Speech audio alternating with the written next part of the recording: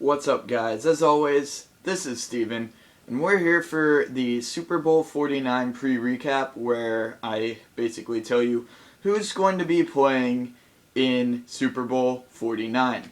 So, of course, I'm wearing my RG3 jersey. Sadly, I can't say that the Redskins made it in, because we kind of sucked this year.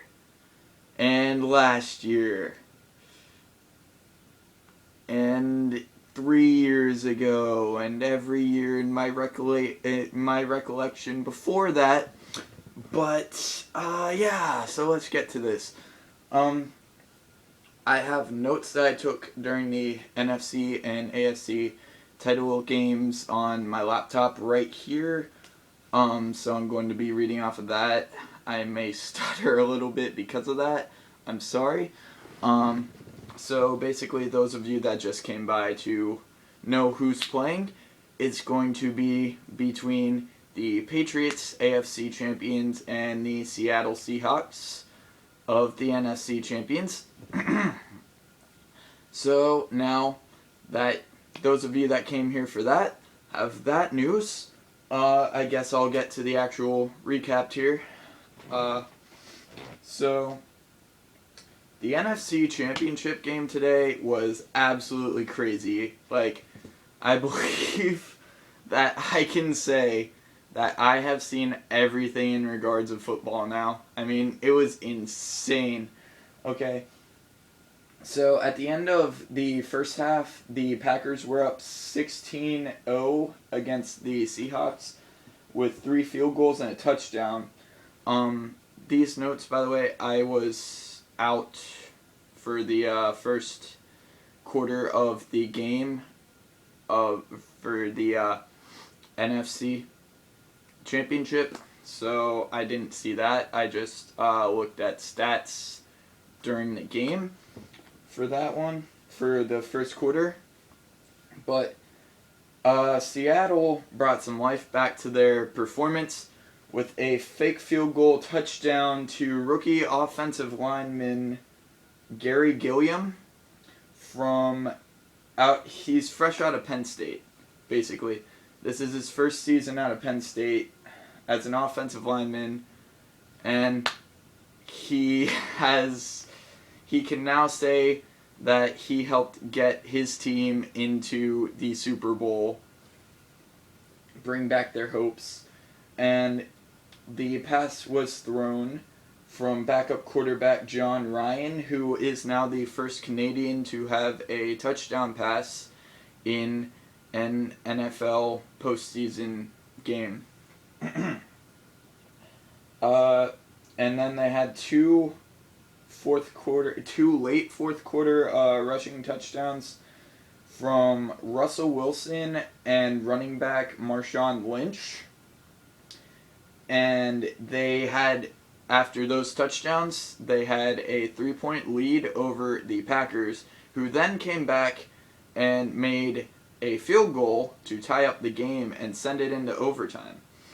And in overtime, the Seahawks got the ball first, won the toss, and with 12:06 left, I was looking for a time there, with 12 minutes and 6 seconds left on the clock in the first quarter of overtime, Russell Wilson threw 35 yards for a touchdown to Jermaine Kearse to win the game. And that was insane. It just, the stadium erupted. I could feel it. I don't want to say it that way. And I was at home on the couch, of course, with a laptop, typing down who got touchdowns, who got important field goals, and whatnot. But overall, in that game, Russell Wilson threw 4 interceptions, all in the first half. Aaron Rodgers threw 2. And Packers defensive rookie Clinton Dix, I don't know if I'm saying that right, he went away with 2 interceptions in the first quarter, and he almost got a third, so good for him. Richard Sherman also injured his left arm tackling in the second quarter, I believe. Let me see. Yeah, in the second quarter, but he returned in the fourth, but he had his arm taped up and he was favoring it out on the field. Like he had his arm like that and he was protecting it, making sure that it wasn't targeted or anything of that nature. And Russell Wilson, it seemed it was possible that he could have had a concussion in the second quarter after one of those Clinton Dix interceptions. Clay Matthews was blocking and rammed his shoulder right into Russell Wilson's helmet, and he was on the ground for a couple of seconds, but he got off and went to the sideline and he was fine. So that's good. That is very good for the Seahawks. But now to the AFC Championship, which was very one-sided in the favor of the Patriots. So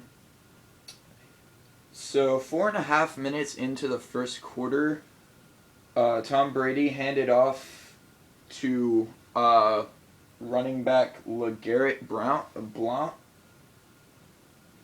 Again, don't know if I'm saying that right. For 1 yard touchdown and on first and goal. And then they got that possession from a muffed punt by the Indianapolis special teams, which it bounced off of his chest or face mask. I'm pretty positive it was the face mask. I could be wrong there. Bounced off after he called for a fair catch, and one of the Patriots came away with it. So they kept possession there, kept it moving. And late in the first quarter, Tom Brady threw a touchdown to James Devlin for his first ever NFL postseason touchdown reception. Congratulations to him. That brought the lead to 14-0. And then the Colts came back with their only touchdown of the game. And that was an Andrew Luck handoff to Zerlon Tipton, for a 1 yard touchdown. And that came right after a near turnover from tight end Coby Fleener, but he turned out to be down. That would have been a touchback for the Patriots if it was ruled a turnover, a fumble, but it wasn't. So they came away with one touchdown that game because of that call.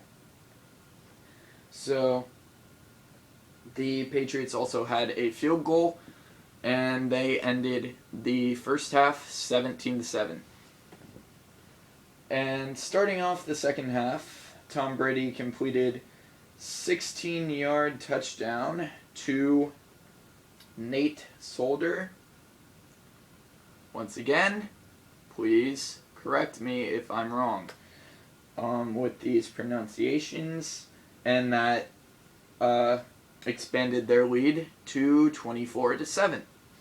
And then he threw another third quarter touchdown pass to Rob Gronkowski, and that brought them 31-7. And then after a interception in the third quarter by the Patriots with 2 minutes left, Blount went in and he got a rushing touchdown, leading the Colts 38-7. And then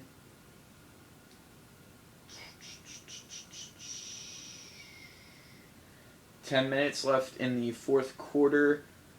The Patriots got up 45-7 once again after LeGarrette Blount. And the Patriots won 45-7 in that game by a massive landslide.